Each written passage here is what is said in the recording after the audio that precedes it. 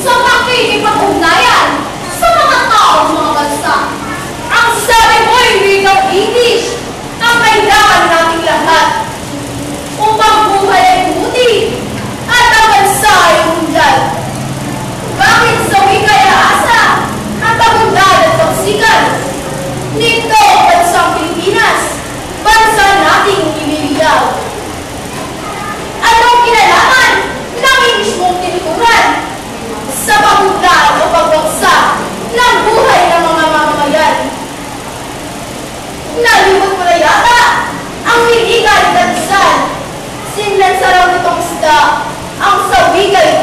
mahal.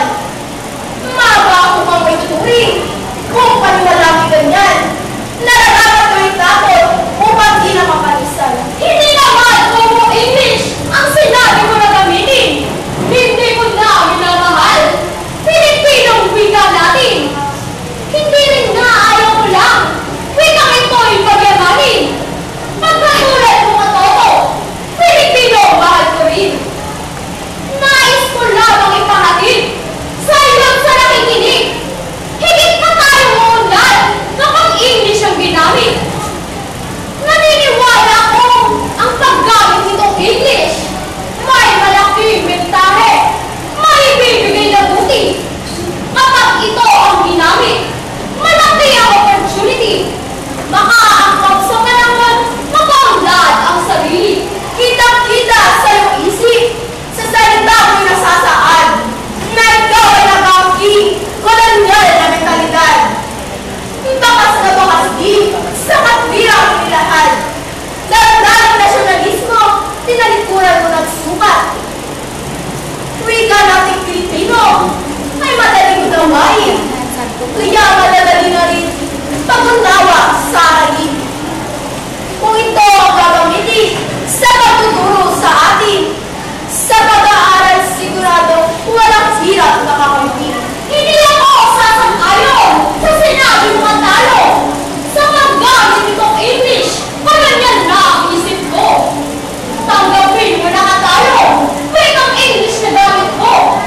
Kakailanganin mong tunay upang ikaw ay matuto.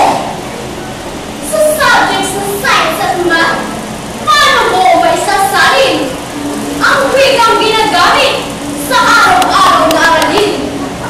Minuet, subtrahen, evaporation, condensation. May katubas ba ang kahulugan na ating maunawaan? Kahit wika Pilipino, ang gamitin nating lahat. Hindi mapipigil ang pag-angat at pag-unlad.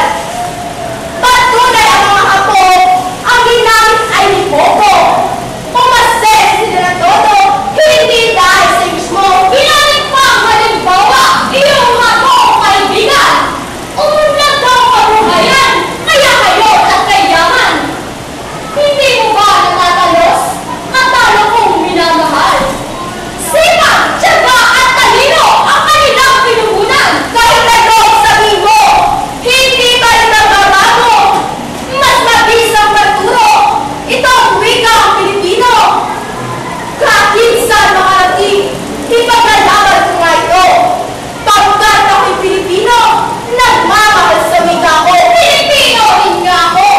Nasasabing taas noo. Ngunit ito ang wikang English ang pinaniniwalaan ko.